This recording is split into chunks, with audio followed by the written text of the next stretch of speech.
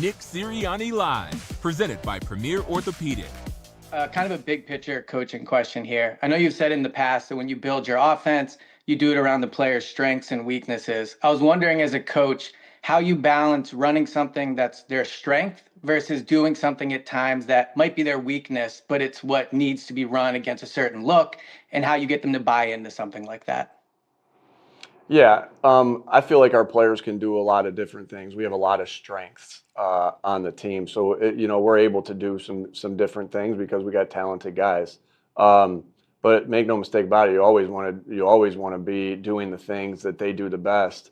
Like if we asked them to do something we didn't think they could do, I think that I don't like, even though it might draw up well on paper against a certain team, there's different ways that you can attack, different looks, and so you're always thinking about what they do to do the best. That's why you're constantly evaluating the players.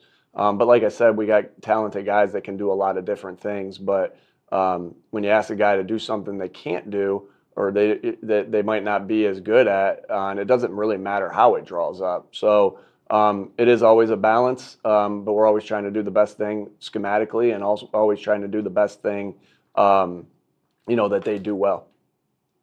We'll go to John and then Ruben Frank.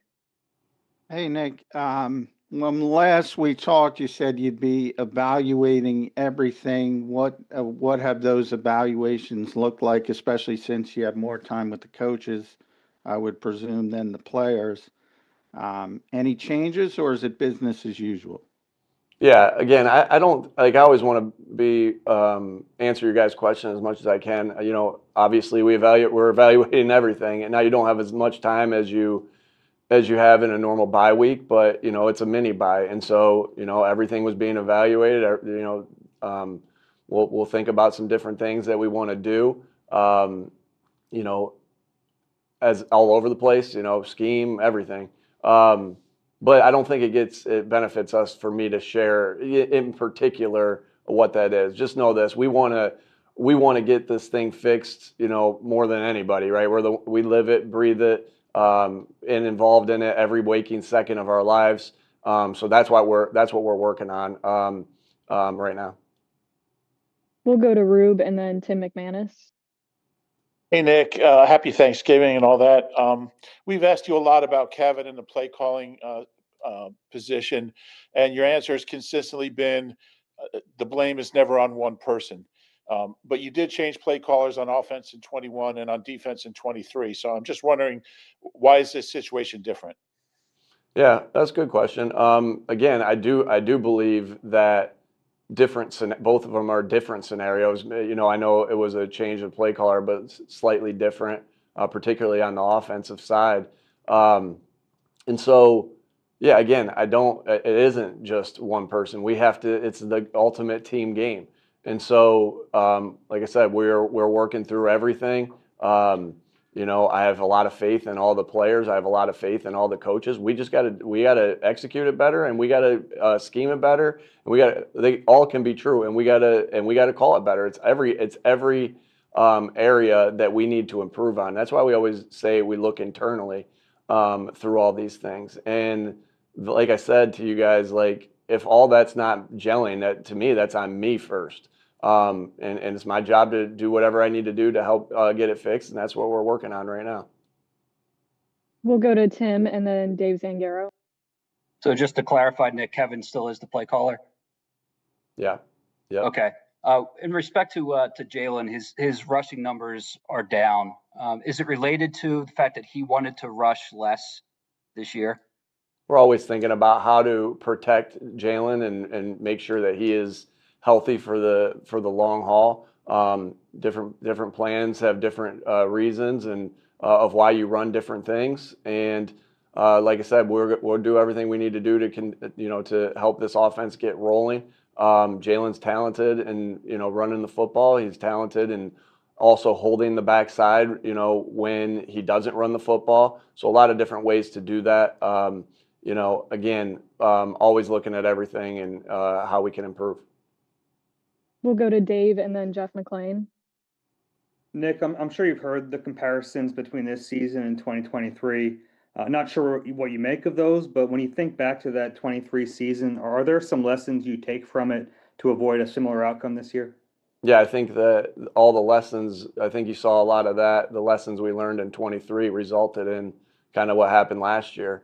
So of course, you always take lessons in everything of, you know, win, lose, or draw. You're always constantly trying to learn and get better. Sometimes that sting of the loss, or like you said, the 2023 season has even more impact, which is why I'm grateful for adversity and looking for an opportunity to get better from the adversity. And I think that most definitely those have lasting lessons. Won't specific, be specific about it. I have a very specific thoughts of and written down of exactly what we learned and how we learned it and what we did for that. And so, obviously that those lumps that you take, if you allow them to, can knock you down and keep you down, or those lumps that you take can, let you rise up above everything. We'll go to McLean and then Brooks Kubina. Hey, Nick, you mentioned about, scheming things for what players do best. There was another example of Grant Calcaterra being asked to block a defensive end one-on-one. I know it was on the backside, but it blew up the play. We've seen this multiple times, and yet there he is doing it again. I'm wondering if that's the best use of Grant in that circumstance.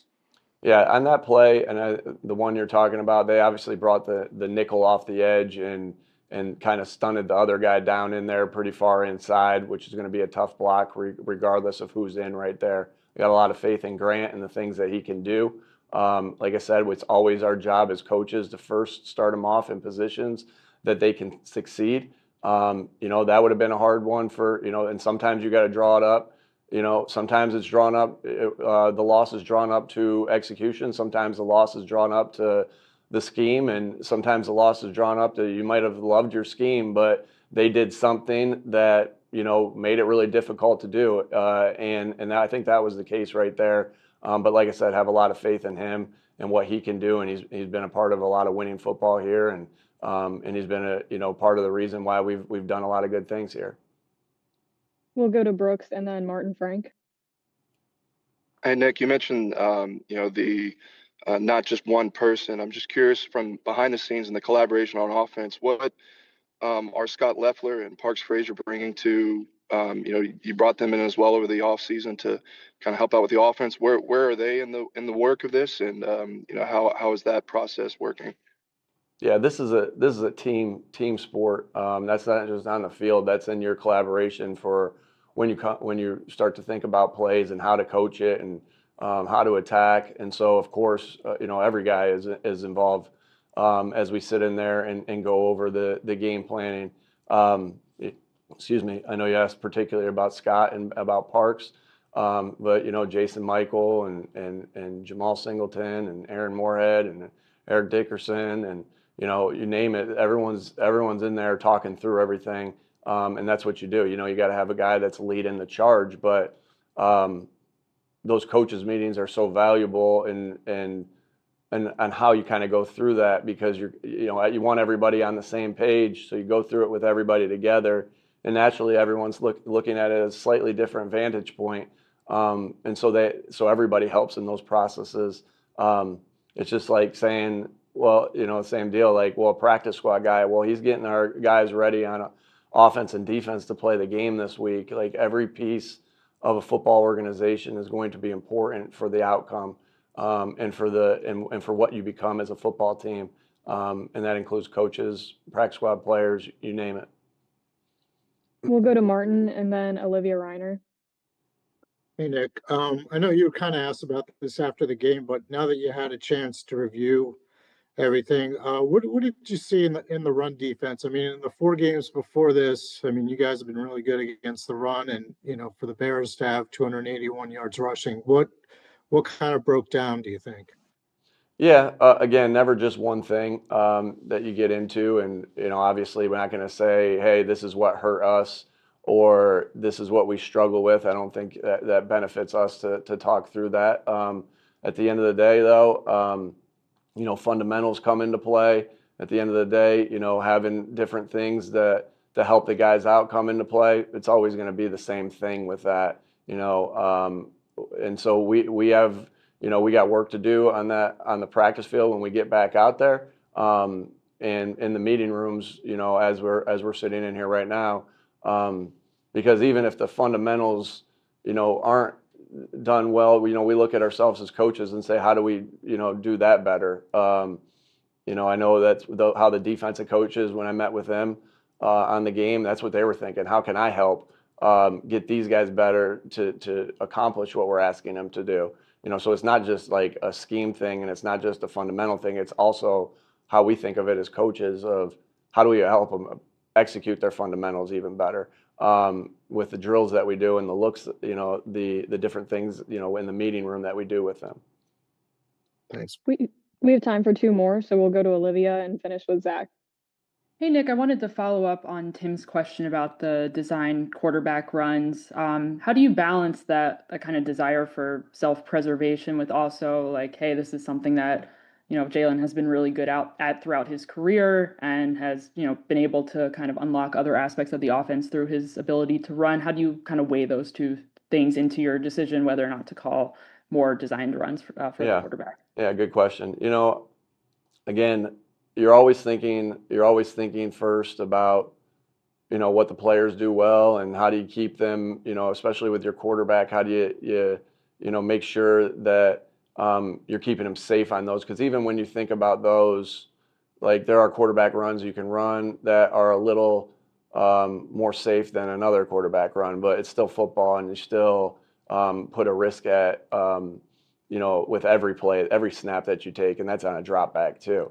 But again, you look at the defenses, how you want to attack. You look at, like I said, what you do well, how to protect the guys, and you're just looking for the best way to go about that. And I don't think anybody wants to come out of a game with with Jalen having 15 carries, designed carries. But again, we're looking at everything, and we'll see how that looks going forward. We'll close out with Zach here.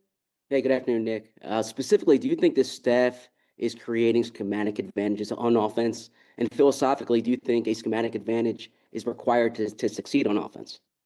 Yeah. Yeah, like I said, always as we go through game planning, we're always thinking about how we help guys do their jobs better, how we attack versus different looks, what you do well, what you don't do so well. That's done, but obviously as we think through it and look at it, we're hypercritical on ourselves as well and say to ourselves, well, yeah, we might have thought this was the best going in, but as we look at it, we have to change some things too. You can't just keep doing the same thing over and over and over again and expect different results. So we're hypercritical on ourselves, and we're looking for ways to help the guys more be able to execute better. And it always goes hand in hand right there. So what necessarily worked for us in the past doesn't always mean that's going to necessarily work for you in the future. And so that's what the weekend was about, of, looking at ourselves first, because we're going to ask our players to look at themselves, and everyone looking internally. So right now, as far as your question, Zach, goes, like, of course, none of us are doing a good enough job right now. We all have to look internally and get better. And that when I say that, hopefully you guys always understand that I'm looking at myself very first, and I'm looking at the coaches to do the same thing, and obviously the players to do the same thing. And I'd say hard on the coaches to make sure they're thinking about that as well, because I think that when you get into these adversities that you're in, like, you can band together as a football team, or you can get into a blame world. And if we're all looking internally, that's what it's all about. And so, yeah, we all got to do better. And that's just not, that's everybody. Thanks, Coach. We appreciate your time. Nick Sirianni Live, presented by Premier Orthopedic.